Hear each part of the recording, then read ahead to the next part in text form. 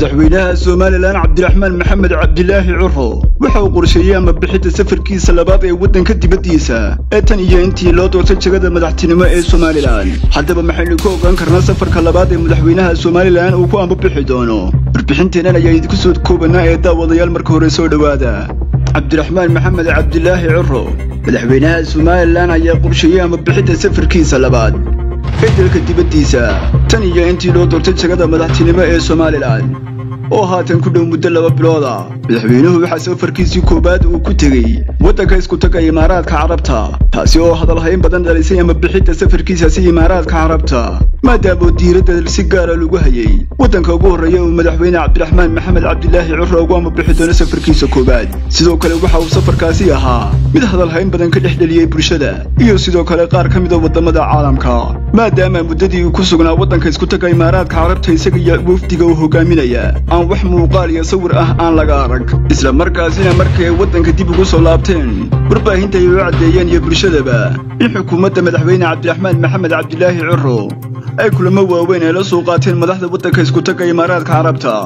sidoo kalena ay ku soo heshiiyeen qodobo kala duwan. haddaba madaxweyne Cabdiraxmaan Maxamed Cabdilaahi Curo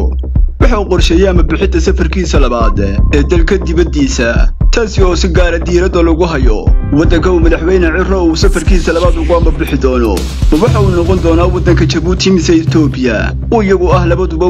wadan oo Soomaaliland xiriir dhow la leh. balse madaxweyne Cabdiraxmaan Maxamed Cabdilaahi Curo waxa wararka hordhaca ah ee soo baxaya ay sheegayaan in toddobaadyada soo socda uu safarkiisa labaad ugu ambabixi doono dalka ay jaarkan Ethiopia oo Soomaaliland iyo Ethiopia ay xiriir dhow ay wada leeyihiin. waxaana ay wararku intaasi ay raacinayaan in martiqaad rasmi ah oo ka helay ra'iisul wasaaraha dalka Ethiopia Abiy Ahmed. haddaba Soomaaliland iyo Ethiopia aanu duris taagna xiriirka ka dhaxeeya Soomaaliland iyo Ethiopia sorantii sanadkii tagay ee 2024 madaxweynihii hore ee Soomaaliland iyo ra'iisul wasaaraha dalka Ethiopia waxay kala saxiixdeen heshiis safgarad oo ku aadan sidii Ethiopia ay Soomaaliland u sii lahayd bad ay isticmaasho iyo sidoo kale goob ay ka dhisto saldhig military. halka dawladda federaalka Ethiopia ay ballan qaaday inay ku dhawaaqi doonto aqoonsiga Soomaaliland. walow heshiiskaasi ay kala saxiixdeen ra'iisul wasaare Abiy iyo madaxweynihii hore ee Soomaaliland Muuse Biixi Cabdi oo arintaasi ay si weyn uga qayliyeen dawladda federaalka Soomaaliya iyo qaar ka mid ah wadamada geeska,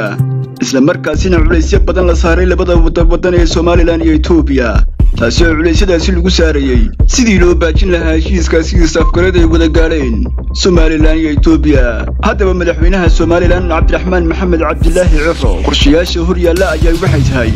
sidii uu si aaba qaadi lahaa heshiiskii safgarad ay hore wada gaareen ra'iisul wasaare Abiy iyo Muuse Biixi Cabdi. waxaana uu madaxweyne Cabdiraxmaan Maxamed Cabdilaahi Curo